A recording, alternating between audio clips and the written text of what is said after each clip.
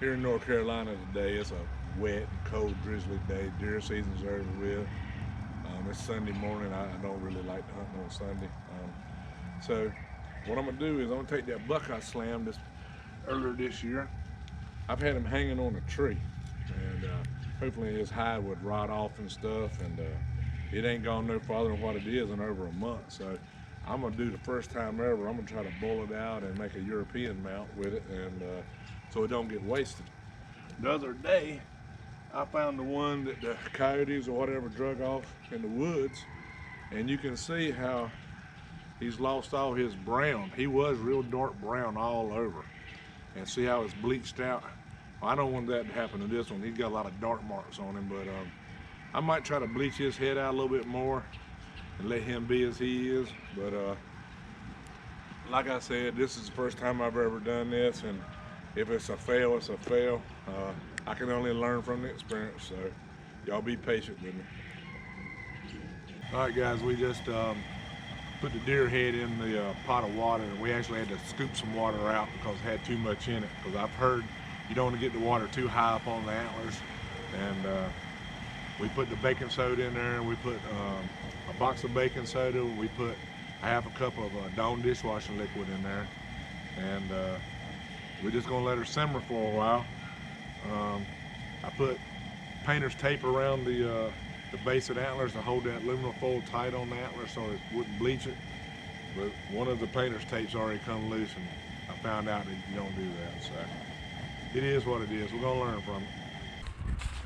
All right, well, we got the deer head in the pot boiling. We're gonna slip down here and change out our camera chips. And also too, believe it, the other day, I was out here squirrel hunting, looking up in trees, and I found one of my coon traps that I had lost. A coon actually pulled the chain off of the tree and climbed the tree with it. And I don't know if he got out or an owl got him out or a hawk got him out, but trap's there and he ain't. So we're gonna come down here and get it out. But I use one of them double latch dog latches, whatever, little, you squeeze a little thing and it opens up, whatever. I wouldn't suggest using those. But we're gonna slip down here and get that thing out of the tree. I need it. Guys, as you can see, it's up there caught around that tree.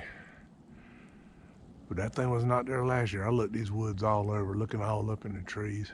He must have come back for the corn and crawled up in that tree and got hung up later on after trapping season went out. But anyway, I wouldn't suggest using the little dog latches. We're gonna get it down real quick.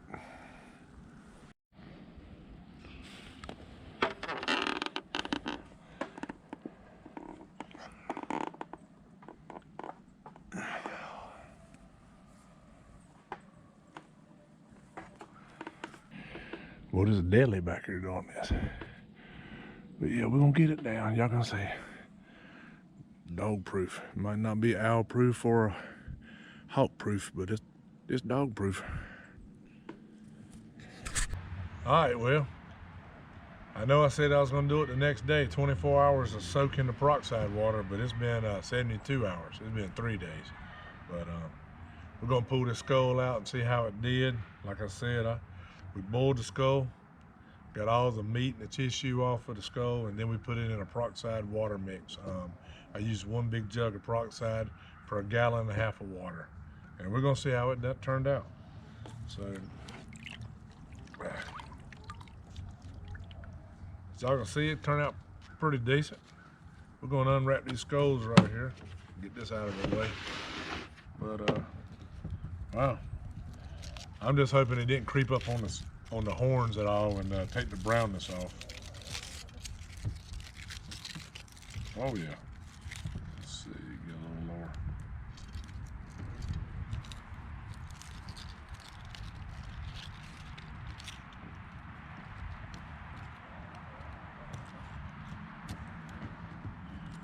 Wow.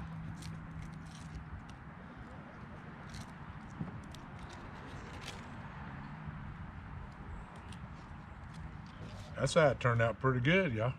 Check it out.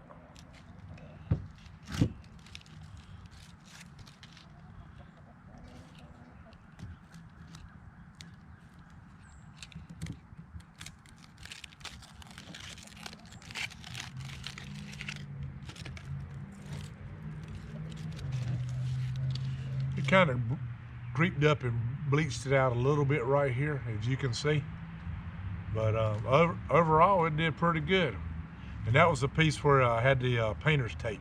Remember, it came loose. I said earlier how the tape come loose. So we know not to use that next time. This side turned out really good. This side turned out all right. Overall, I'm happy. I'm gonna go ahead and get the rest of this aluminum foil off, y'all.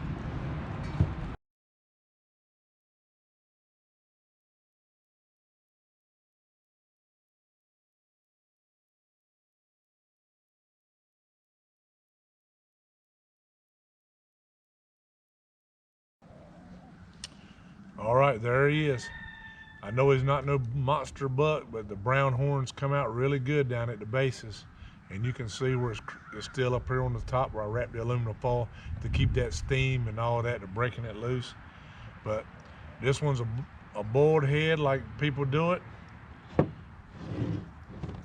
And this one, like I said, last year is a natural way. And you can see how the horns bleached. They were as dark as this. And you can see how they've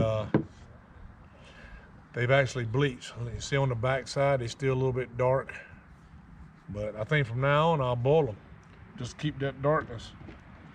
And as you can see, the bottom jaw, it boiled off, but I'm gonna leave it like that because it'll be a flat mount when I cut me a piece of wood and do a rack mount, skull mount, whatever. And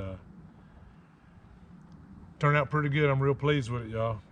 It can show you old dogs can learn new tricks, and this is the first time I ever did it. No, I'm pretty happy with it. So I hope y'all enjoyed this little short video, and maybe y'all can go out and try it next time. So until the next time, later.